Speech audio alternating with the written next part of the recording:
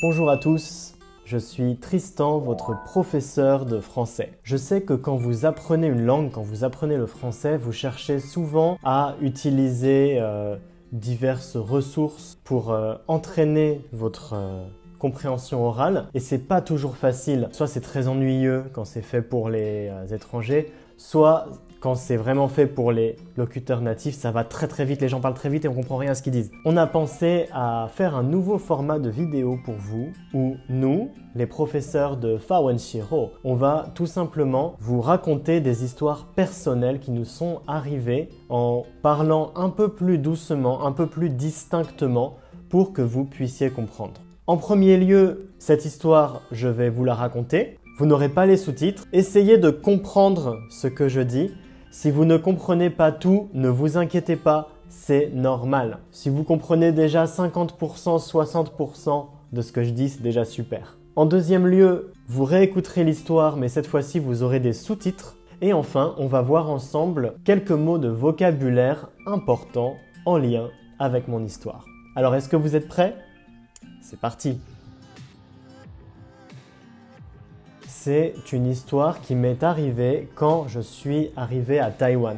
Je suis arrivé à Taïwan en août 2019. À l'époque, évidemment, je ne parlais pas du tout mandarin. Je ne connaissais personne à Taïwan et je suis arrivé pour apprendre le chinois. Et la première chose qu'on fait quand on arrive dans un pays, c'est de chercher un logement. Et malheureusement, mon histoire de logement, ça s'est pas très bien passé parce que je me suis fait arnaquer. Évidemment, c'est pas une histoire très drôle, mais au final, il s'est quand même passé des très bonnes choses. J'ai trouvé en fait une chambre en location sur Facebook. J'y suis allé pour visiter la chambre. La chambre m'a beaucoup plu. C'était dans un appartement à Taipei en colocation. Donc, j'ai signé un contrat de bail pour louer cette chambre. Donc, j'ai donné mon dépôt de garantie à la personne qui m'a fait signer le bail. On va l'appeler Monsieur A. Monsieur A, à ce moment-là, je pensais que c'était le propriétaire. J'ai trouvé ça un peu bizarre parce qu'il était très jeune, il était plus jeune que moi. En fait, il n'était pas propriétaire. Et très vite, en fait, j'ai compris que Monsieur A n'était pas le propriétaire, c'était de la sous-location. Ça veut dire que Monsieur A, lui, il louait tout l'appartement auprès de la vraie propriétaire qu'on va appeler Madame B. Et ensuite, lui, il sous-louait les différentes chambres de l'appartement pour gagner de l'argent. Moi, je ne me suis pas méfié du tout. La propriétaire, elle était complètement au courant qu'il faisait de la sous-location.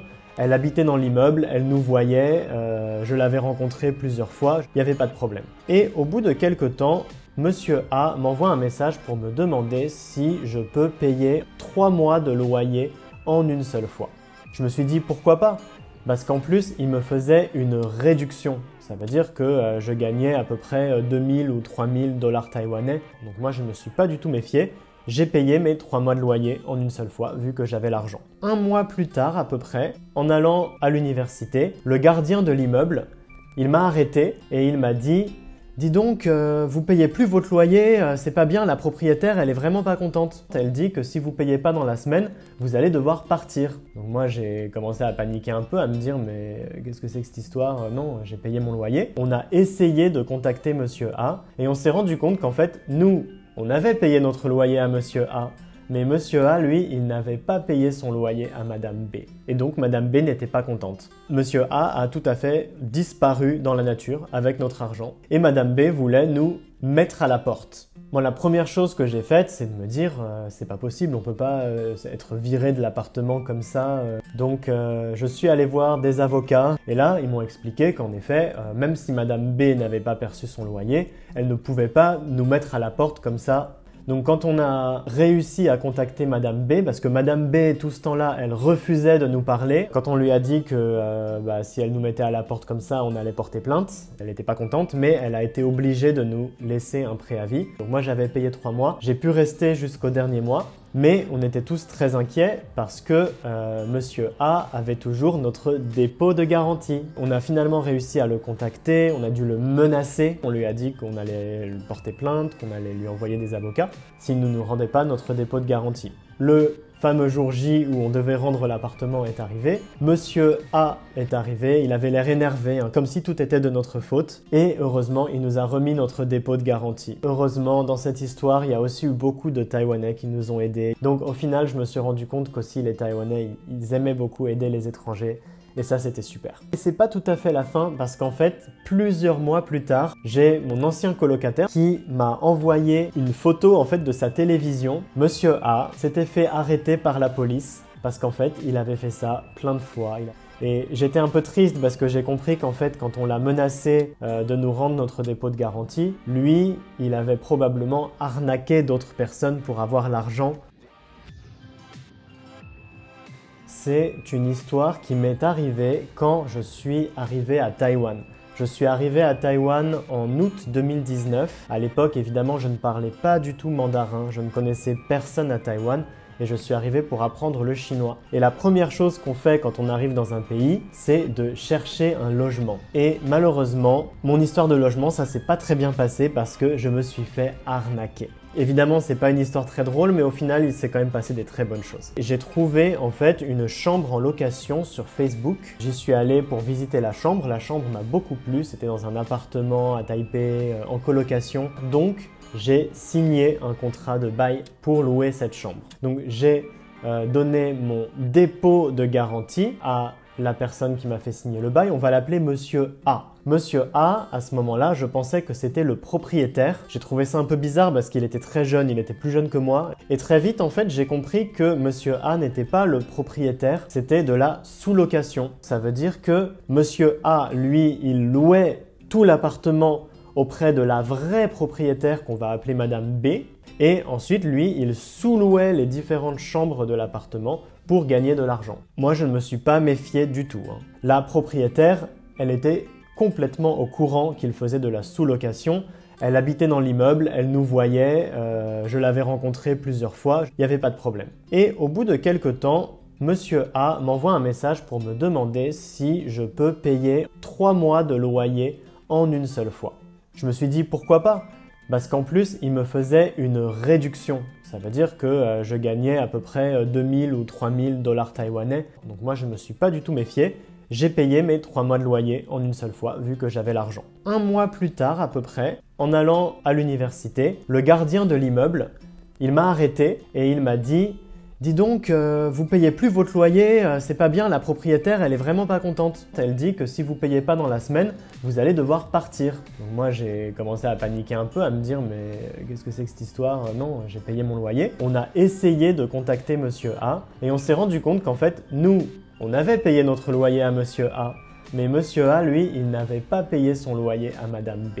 Et donc, Madame B n'était pas contente. Monsieur A a tout à fait disparu dans la nature avec notre argent. Et Madame B voulait nous mettre à la porte. Moi, la première chose que j'ai faite, c'est de me dire c'est pas possible, on peut pas être viré de l'appartement comme ça. Donc, je suis allé voir des avocats. Et là, ils m'ont expliqué qu'en effet, même si Madame B n'avait pas perçu son loyer, elle ne pouvait pas nous mettre à la porte comme ça. Donc quand on a réussi à contacter Madame B, parce que Madame B, tout ce temps-là, elle refusait de nous parler. Quand on lui a dit que si elle nous mettait à la porte comme ça, on allait porter plainte, elle n'était pas contente, mais elle a été obligée de nous laisser un préavis. Donc moi, j'avais payé 3 mois. J'ai pu rester jusqu'au dernier mois, mais on était tous très inquiets parce que Monsieur A avait toujours notre dépôt de garantie. On a finalement réussi à le contacter, on a dû le menacer. On lui a dit qu'on allait lui porter plainte, qu'on allait lui envoyer des avocats s'il ne nous rendait pas notre dépôt de garantie. Le fameux jour J où on devait rendre l'appartement est arrivé. Monsieur A est arrivé, il avait l'air énervé, comme si tout était de notre faute. Et heureusement, il nous a remis notre dépôt de garantie. Heureusement, dans cette histoire, il y a aussi eu beaucoup de Taïwanais qui nous ont aidés. Donc au final, je me suis rendu compte qu'aussi les Taïwanais, ils aimaient beaucoup aider les étrangers. Et ça, c'était super. Et c'est pas tout à fait la fin parce qu'en fait, plusieurs mois plus tard, j'ai mon ancien colocataire qui m'a envoyé une photo en fait de sa télévision. Monsieur A s'était fait arrêter par la police parce qu'en fait, il avait fait ça plein de fois. Et j'étais un peu triste parce que j'ai compris qu'en fait, quand on l'a menacé de nous rendre notre dépôt de garantie, lui, il avait probablement arnaqué d'autres personnes pour avoir l'argent. Maintenant, je vais passer aux mots de vocabulaire important. Comme vous l'avez sûrement compris, c'est une histoire en lien avec ce qu'on appelle la location d'un appartement.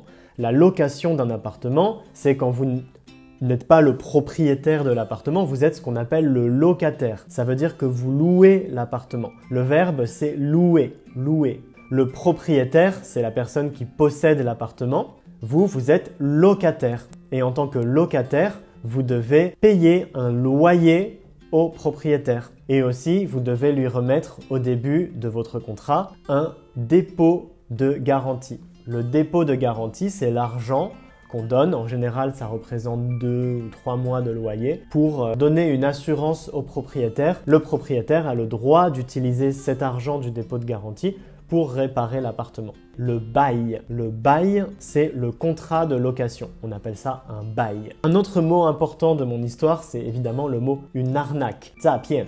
Et moi, je me suis fait arnaquer. Arnaque, une arnaque, c'est un nom. Le verbe, c'est arnaquer. Et on peut l'utiliser au sens passif, 被动的说法. Et dans ce cas-là, c'est « je me suis fait arnaquer ». Et enfin, une expression que j'ai utilisée plusieurs fois, mettre quelqu'un à la porte. Ça veut dire virer quelqu'un.